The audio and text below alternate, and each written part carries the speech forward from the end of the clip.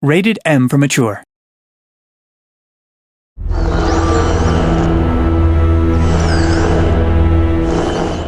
Hi, welcome to another episode of Playing Dead. I'm AJ Locascio, and on this episode, we'll be meeting two members of the development team, Dennis Lennart and Nick Herman. We'll be discussing details from episode 3, as well as answering your questions right here on Playing Dead.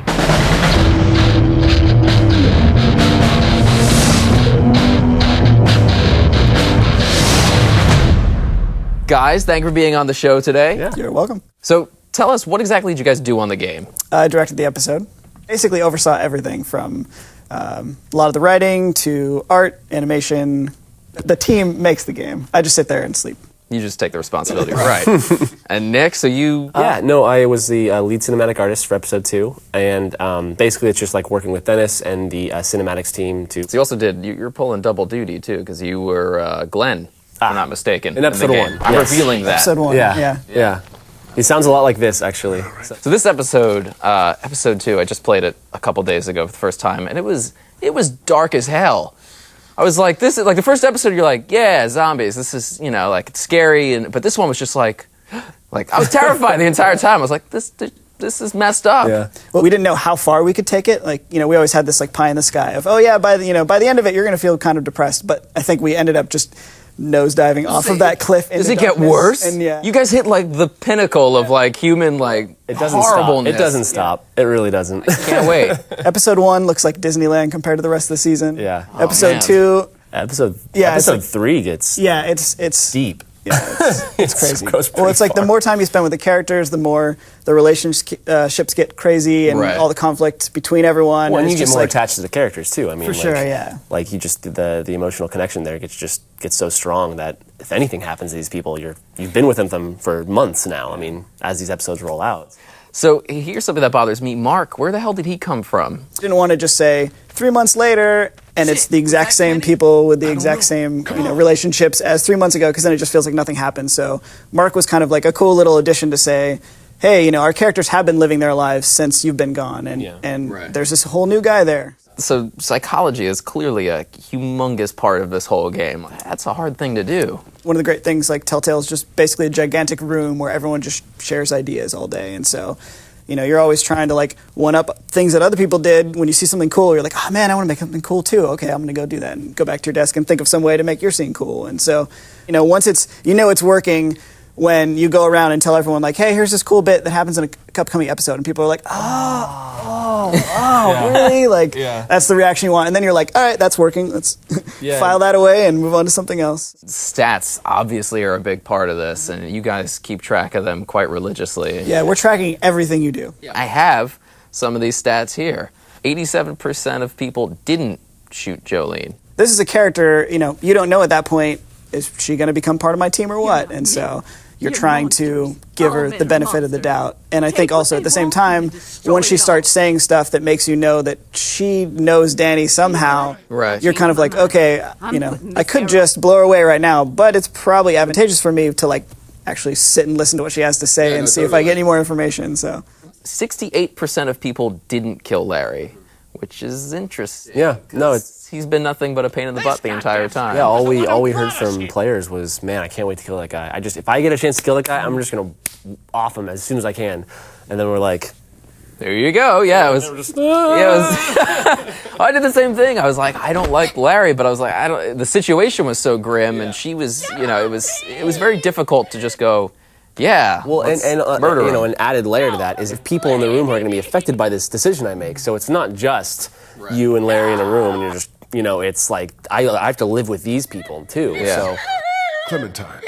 The food aspect of the game is when you have to choose. There's 10 people, and you have 4 things of food, and you have to give it to someone. What we found out, or what the stats were, is that Clem came first, followed by Duck, then Mark, and then Larry, which is bizarre to me because, none of us really like Larry that much. It seems like maybe people are just, they don't like him because he doesn't like them, so then they're like, well, maybe if I give him food. Yeah, exactly. Maybe he'll like me a little bit more, but... That's why I wanted to resuscitate him. I was like, if I could bring him back to life, he'll like me more. But that's a weird thing to be like, to give him food. Yeah. St. John Brothers. We get the option to kill both of them, and apparently 83% of people didn't kill both, Which to me is weird, because I was like, these guys are dangerous. Yeah. I mean, yeah. Who did you guys kill? Well, I mean, I think that way that works, it seems like everyone, they get out of the meat locker, they're like super stoked, they're like, we're gonna take this place back, like we're gonna get revenge. And you come across Danny and you get into that struggle and you get the chance to kill him and everyone's like, hell yeah, like let's do it. And you do it, and then there's that immediate like that guilt and you look over and Clementine's watching, and then you realize, oh yeah, this isn't just a game about like action. This is going to affect her now. Right. And I think by the time you get back outside with Lee, that's now you're thinking about that again. You're like, oh God, am I going to do this again? Like, is she going to see this twice in one night? Watching his face get bruised slowly, and then it cuts to that wide shot, and you see everyone staring at you, looking at you, and it's like they're watching me be a murderer. Did you keep going? I kept going all the way. Yeah, Nice. I was like, well, if I don't do this guy's gonna come back. He's gonna murder us. Like now he has a reason for revenge because I just killed his mother and his brother. Yeah. It's funny too. It's like we have stats on like how many people, did 1 punch, 2 punches, 3, and like whether it was left or right-handed, like all sorts of crazy stuff. But yeah, it's funny how like there's definitely a peak in the numbers. Yeah, where it's like, it's once you get that wide shot and you see the whole group kind of coming over and watching you, and then it goes back to like, oh, you can keep beating them up. And a lot of people are like, maybe not. That was my instinct initially, was to go like, I should stop, and I was like, you know what? No, yeah, this guy's gonna come back and he's gonna kill us. So this really screwed me up, was the food. The food, when you find the car and you come upon it, apparently 56% of people chose to eat the food from the car. Take the food. And which is reasonable, because you come, you show up and these people have clearly left the car on and they're, neglecting the supply they have. But I actually got into an argument with my girlfriend because she came into the room and she was watching and she was like, don't do it, don't take the food. And I was like, no, screw you. So I chose to take the food, and then like guilt set in. And I was like looking at the corner, making sure the save bar wasn't happening. I was like, and I reset the PlayStation. Oh, wow. I mean, I think it's great that people had that moral dilemma and were so evenly split. Like, I think that's when we feel like we did a good job. Yeah. All right. It's the big question. Episode 3.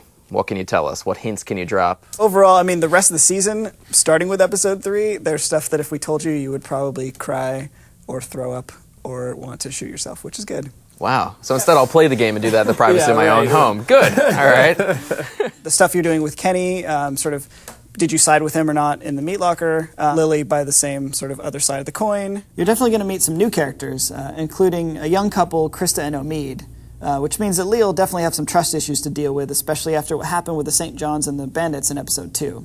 People will die. I mean, this is Walking Dead. It's just part of how it is and what happens, and how responsible are you for their deaths too is another thing that we're going to be seeing. Great. All right, so my favorite part is Q&A, questions from fellow Telltalers. Sure. Hey, questions. All right. So Tyler J. asks, is the game going to be available as a disc that he could buy in a store? Oh, yeah. Absolutely. Oh, yeah.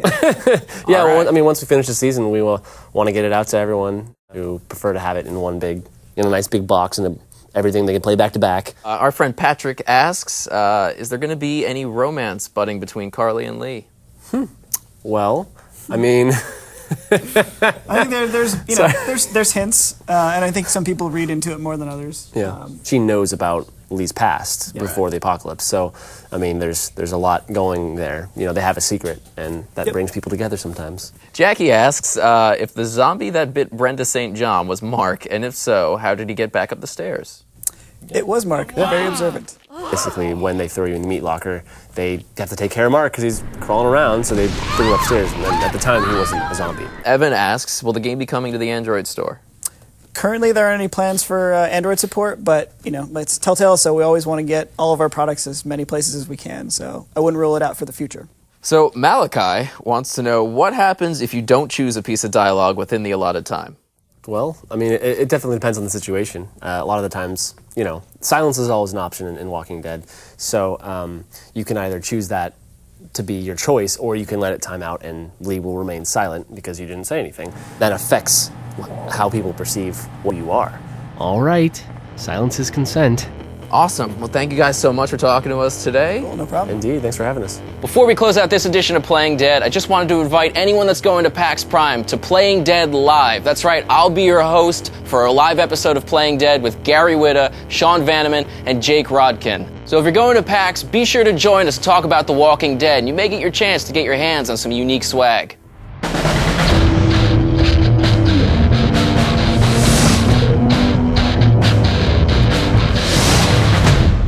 Dead is slowly going to turn into just counseling sessions for you. Yeah, it's kind of more exactly. and more disheveled. So I just played through episode 4. You're like an IV. That's how this is going.